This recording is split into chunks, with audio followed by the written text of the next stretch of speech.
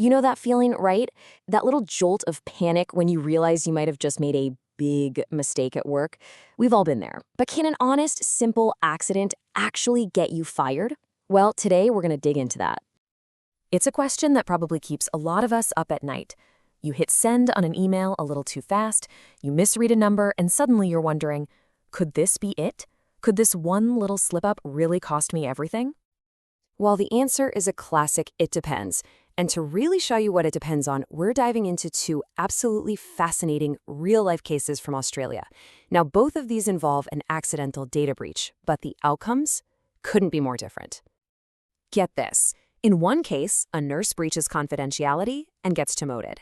In the other, a mine worker makes a pretty similar mistake and she gets her job back. So what gives?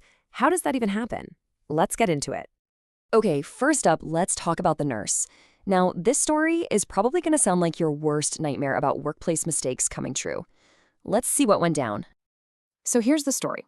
We have an experienced clinical nurse who's in the middle of a dispute with her manager. To back up her grievance, she emails some redacted patient info to her personal email account. Her employer finds out, calls it misconduct, and tries to demote her. Now, at first, a commission actually sides with her, saying, it wasn't deliberate. But then, the industrial court steps in and completely flips the decision. And the reason why is the really interesting part. The court basically said this: look, whether you knew you were doing something wrong doesn't really matter. In other words, her intent wasn't the issue. The act itself, sending highly sensitive patient data to an insecure personal email, was a serious enough breach all on its own. All right, now hold that thought because we're about to pivot to our second case. And this one, well, it takes a completely different turn. This story is all about a mine worker, a charity fundraiser, and a very, very common email mistake. So a worker named Rebecca Callow is doing a good thing. She's organizing a fundraiser for a colleague who has cancer. But in a rush, she sends out a mass email, and oops, she uses the CC field instead of BCC, exposing all 850 employee email addresses. Her employer doesn't hesitate. They fire her for serious misconduct. But here's the twist. The Fair Work Commission looked at the case and said, nope, this was unfair, and ordered the company to give her job back.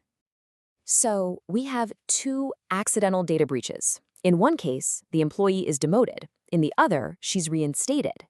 The outcomes are polar opposites. What on earth is going on here? How do you make sense of that?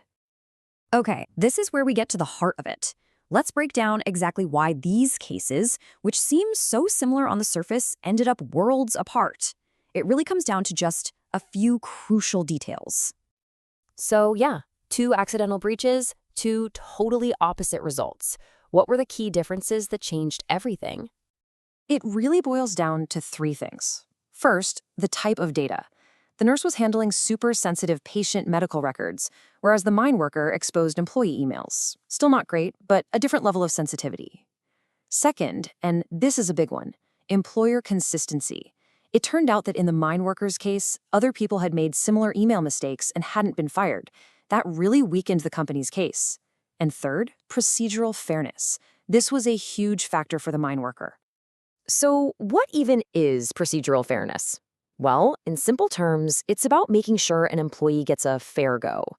That means the employer has to be transparent, they have to follow a proper, fair process, and they have to give the employee a real chance to respond to all the accusations. The mine worker's employer totally dropped the ball on this, and it made all the difference. So, pulling this all together, we're left with a few key takeaways. Number one, you don't have to mean to do something wrong for it to be misconduct. Number two, how serious the breach is really matters. 3, if a company isn't consistent in how it treats its staff, it's going to have a hard time justifying a firing. And finally, a fair process isn't just a nice-to-have for employers, it's absolutely essential. All right, we've unpacked the law and the different cases, but let's get to the most important part. What does all this actually mean for you in your day-to-day job? Here are 4 things you can do right now. First, actually read your company's policies on data and confidentiality. Know the rules. Second, just take a breath before you hit send. A quick double check of the recipients can save you a world of pain. Third, if you're ever in a dispute at work, document everything. Keep records.